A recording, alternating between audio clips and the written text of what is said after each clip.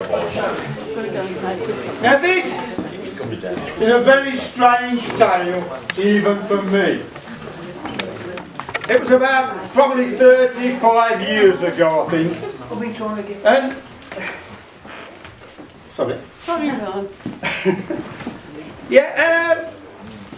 I've lost the beginning now. 35 years ago. Yeah. Now,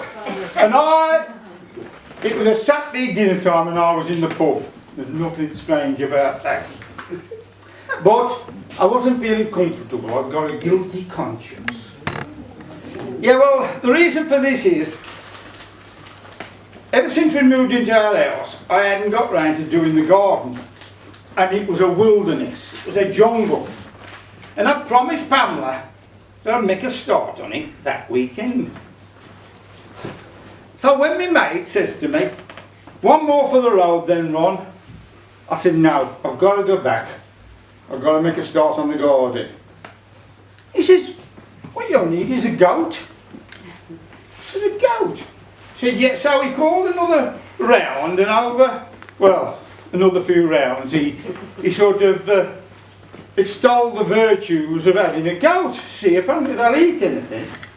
So, you know, they cost nothing to keep. They'll have all the kitchen waste, everything. They'll, you know, keep your garden clear, you know, graze it down to nothing. And he says, the kids will love it. And I thought, yeah. Of course, by the time I left the pub, I was really sold on this idea. When I got home, Pamela wasn't too keen, for some reason. And, well, by the next morning, I'd virtually forgot it anyway. But I just recently bought a pickup. And I fancied one of them fiberglass backs to go on it. Well, I actually ordered this fiberglass back from a firm in Hereford. And that Wednesday, saw me down in Hereford at the works. They fitted me fiberglass back, and the truck looked brilliant, you know. And of course it was handy because I could keep all my tools and my materials dry. So I'm just going to drive home. I drive past this car park and it's full of trucks, you know, full of pickup trucks. You know, some have got canopies on, some hadn't. And, you know, if you've had a new vehicle, you know, you tend to look at other ones, don't you? And, oh, what's that? And then I realised it was the farmer's market, the cattle market. And I'd never been to a cattle market before, so I pulled onto the car park with all the other trucks. And I went in to have a look at this. Well, I couldn't make a lot of it. They move very quickly, and you see, you get some animals there that are being sold for breeding. So that the important thing is the pedigrees and the bloodlines and things like this. Others are there for slaughter, so it's weight and condition and age and things like that. I couldn't really keep up with it, but I watched it for about an hour, and it was really fascinating, these animals coming and going. And then I was just about to leave, and in walks a guy with a goat. And, well, I couldn't make out what happened, but he wasn't in there long, and he was out. Well, I met him walking out, and I said to him, "Have you just bought that goat?" He says, "No," he said, "I just put it up for sale." He said, "But it ain't sold." He said, "Of course, this is the problem with farmers' markets. The prices are up there, and everybody wants, or down there, you know, they can't sell them, or nobody wants them at all." So I said, "You know, I was looking for a goat, but I don't know much about it, you know." And he says, "Well, this billy goat, it's great for breeding." I said, "Well, no, I don't want it for that." I said, "It's just to keep the garden down, and for, you know." He said, "Brilliant, this one will eat anything, it'd be great." I said, "I'm looking at the size of them horns, and I've got 2 young kids. It's brilliant for the kids." I said, "Well, how much would a goat like that cost me?" He says, "You can have him for 20 quid. So I gave him a £20 note. And I'm waiting there for him to hand me the lead. And he ain't. I said, "Well, what's the matter?" He says, "Well, what about me luck money?" I said, "Your luck money?" He says, "Yeah." He said, "When we do a deal like this in the farming world," he says, you have to give me some money for luck. I thought, this sounds strange. I said, well, what? You know, how much is that? He said, well, it don't really matter how much. He says, but of course, if you can get a couple of pints with it, all the better. So I put my hand in my pocket, and all I got was £2 coins. So I offered it to him. He says, no, he says, you've got to spit on it. I said, what? He said, spit on it. So I spit on it.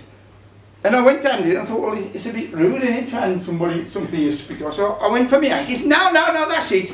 And he left his hand out and took mine. Now, apparently how these deals are done, you know, they've got one guy takes the hand, you shake on it, turn over, and you transfer the money, and that's, you know. And he says, if you don't give me the luck money, we'll both be unlucky for the rest of our lives. Anyway, the trouble was, when I handed him the money, he dropped one of the pound coins. And, well, sod's law, it went down, there's this channel right across the yard. And it went straight down into this channel under the grate. And he was down on his knees trying to get this grating up, but it was bolted down. And I said, no, yeah, leave it, you know. I said, you know, I'll go and get some change, I'll give you another. No, he said, it won't be the same. It's got to be that. He says, that's me lucky money, so I've got to have that pound coin. And, well, went on a bit, and then he went and got some twigs off a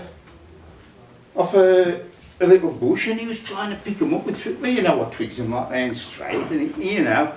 And then a couple of guys come out of the auction with the brown cow gowns on. They got their hoses out and started hosing the yard down. And he started shouting out, no, stop it, I've got to get me lucky money. And anyway, they weren't the most industrious people I've ever seen, because they stopped work straight away and come over to join in the fun. But they seemed, you know, really on this guy's side, you know. Yeah, you know, they were really concerned that he'd lost his lucky money. And the one said, well, it's a good job you dropped it up here, because the outlet's down that end. So they was trying with these twigs, and I said, that's no good. I said, you need something the same size. So I went out a rummage in the bin, and I found a couple of lollipop sticks. But they weren't long, I mean, they were ideal, but they weren't long enough. So, and then this guy comes up with this brainwave, and off he goes down to the catering van. Well, in the meantime, the auctioneer had come out, seen his bloke standing around doing nothing, and said, come on, get on with it, we'll be here all night. So they had to start work again, very reluctantly. And when the guy come back, he got a straw, a drinking straw. And I thought, what's he going to do? And he went down, I thought he never is, he went down and, well, actually, he did lift it the first time, you know. And, I mean, he tied the goat to a fence, you see. He did lift it, and, well, I don't like the look of this. And he was really trying to get this pound coin with his straw. But they started hosing the yard down, and all this water was coming across with all this slurry and animal droppings and things in it, and the outlet started to block up, and it slowly started to seep back towards us, you see. Well, it got to within about 2 foot of him, and my nerve broke. I turned and run. I heard a yell. I was out on the car park, but I didn't look back. I got in the truck and I drove away. So I never got my billy goat. I invested in a lawnmower. But I do often think, you know, I hope that bloke got his lucky money. But somehow I don't think he did, because, you know, I've never had a bit of luck since that day.